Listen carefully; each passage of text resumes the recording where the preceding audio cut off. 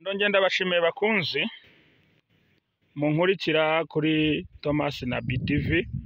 Ndabashimiye uyu munsi nkuko nabibejeje tuzajya tuganira ijambo ry'Imana uko bukeye nuko bwije. Uyu munsi noneho rero nakiriye abapasiteri, nakiriye abashumba, nakiriye mushumba Ndahiro. Imana yo mu ijuru iguhe umugisha kuba wakiriye ubutumire bwacu. Nakiriye mushumba Vanessa. Imana yo mu ijuru iguhe umugisha kubwa wakiriye ubutumire bwacu. Uyu munsi rero abapasiteri bombi nibo baratugezaho ijambo ry'Imana. Nakiriye umushumba kugira ngo atuyobore muri uyu mwanya w'ijambo ry'Imana. Mushumba, ndakwakiriye kuri izi kamera zacu dukoreraho ibiganiro by'ivugabutumwa. Nguhaye ikaze. Murakoze cyane. Amen. Turabashimiye namwe abadukurikiranye bari hirya no hino mu Rwanda no hirya y'u Rwanda ko tugiye gufatanya umwanya wo kumva ijambo ry'Imana. Imana nkuru kandi ikomeye cyane ikora ibitangaza, turagushimiye ko duhaye umwanya mutoya wo kumva ijambo ryawe. Aravuze ngo ijambo ryawe rimwe ku munyabwenge ni rigari cyane. Ngaho herekeza ijambo ryawe, buri muntu wese uri buryumve arwaye akire, uri buryumve aboshye abohoke, uri bubacitse intege asubiremo imbaraga, abari bagiye kwiyahura basubirane ubuzima, kuko ijambo ryawe ritanga ubuzima. Urakoze kurihaye imbaraga zo gukiza amahanga magari, urakoze kuriherekeje, icyubahiro reka kibe cyawe mu izina rya Yesu, amen. Adusabe mwene data Pastor Vanessa dusomere ijambo ry'Imana riri mu Ngoma za kabiri ibice 32 umurongo guhera ku murongo wa 20 ageze nibura kwa 22. Dusome mu izina rya Yesu. Umutwe w'ijambo riravuga ngo Hezekiya atakambira Imana ibakiza Senakeribu. Ibyo bituma umwami Hezekiya n'umuhanuzi Yesaya mwene Amosi basenga batakambira iyo mu ijuru. Nuko Uwiteka yohereza marayika atsemba abagabo bakomeye bose b'intwari n'abatware n'abagabo bari mu ngerero z'umwami wa Shuri, maze asubira mu gihugu cye akozwe n'isoni. Nuko ageze mu ngoro y'Imana ye, abo yibyariye bamwicishirizamo inkota. Uko niko Uwiteka yakijije Hezekiya n'abaturage b'i Yerusalemu amaboko ya Senakeribu umwami wa Shuri n'amaboko y'abandi bose, maze abarinda impande zose. Mwakire neza ijambo ry'Imana. Amen. Bene data, twavugaga ku mbaraga zo gutakira Imana, twavugaga ku mbaraga zo gusenga utakambira iyo mu ijuru. Uyu mugabo Hezekiya yahuye n'ibibazo bikomeye, ahura n'iterabwoba, ahagurukirwa n'ubwami bukomeye, ariko abona intsinzi irimo gusenga Imana yo mu ijuru. Sinzi imbaraga ukirana nazo, sinzi imbaraga urwana nazo, sinzi ibihanganye n'ubuzima bwawe, ariko nagukangurira kongera kugaruka imbere y'Imana, kuko Imana yacu ni Imana ikomeye cyane. Iyo atabaye Hezekiya n'Abayuda, nawe yagutabara. Iyo akijije Hezekiya amaboko ya Senakeribu, nawe yagukiza imbaraga zose zikurwanya, yagukiza amaboko akurwanya, kuko ni Imana ikomeye cyane. Bibiliya iravuga ngo Hezekiya n'umuhanuzi Yesaya batakambira iyo mu ijuru, ngo iyo mu ijuru yohereza marayika. Nawe Imana ikoherereze marayika, amanukire kukurengera, amanukire kugutabara, amanukire kukurwanirira, atsembe buri kintu cyose, atsembe buri imbaraga zose, atsembe buri maboko yose.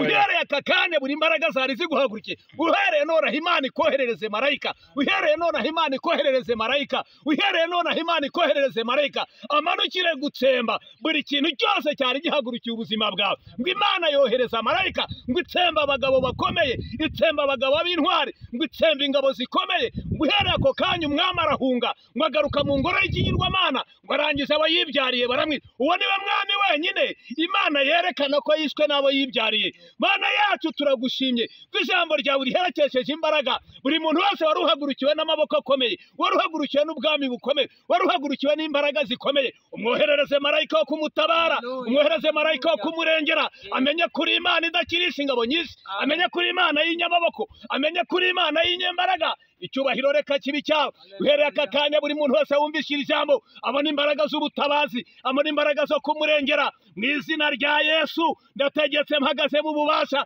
kugira ngo uherekeze ijambo ryawe buri muntu wese wumvise iri jambo yaracitse intege asubizwemo imbaraga wari wugarijwe n'ubwami wari wugarijwe n'abadayimoni wohereze marayika wo kumurengera Mana yacu turagushimiye kohereza imbaraga zawe uhereye aka kanya iri jambo abaryumvise ubongerera imbaraga zo gusenga ubongerera imbaraga zo gutaka wabwiye umugaragu wawe Yakobo ngo mbese muri mwe hari ubabaye ngo nasenge turagushimiye ko waduhaye imbaraga ituruka mu gusenga natubwo umugaragu wawe yatagutakiraga ngo wohereje marayika aramurengera turagushimiye ko wohereje marayika turagushimiye kurengera abagabo n'abagore turagushimiye kurengera abasore n'inkumi turagushimiye kurengera abantu bawe turagushimiye ko wigaragaje ishimwe n'icyubahiro reka bibi byawe uhereye none ukageza iteka ryose uhereye mu Rwanda ukageza mu mahanga buri muntu wese uzakurikiranira ijambo azabone gutabarwa kuvuye mu ijuru azabone gutabarwa kuvuye mu ijuru azabone gutabarwa kuvuye mu ijuru Mana yacu turagushimye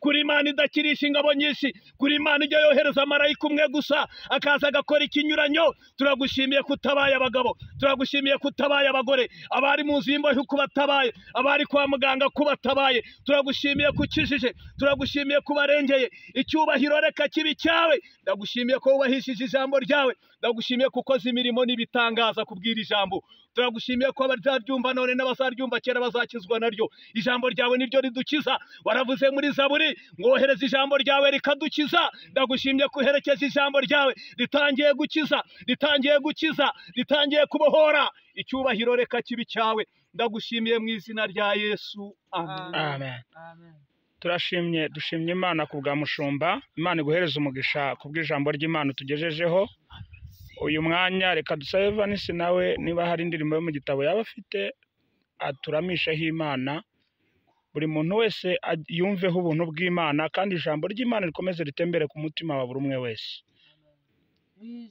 imbere y'Imana mfite umuntu mvugira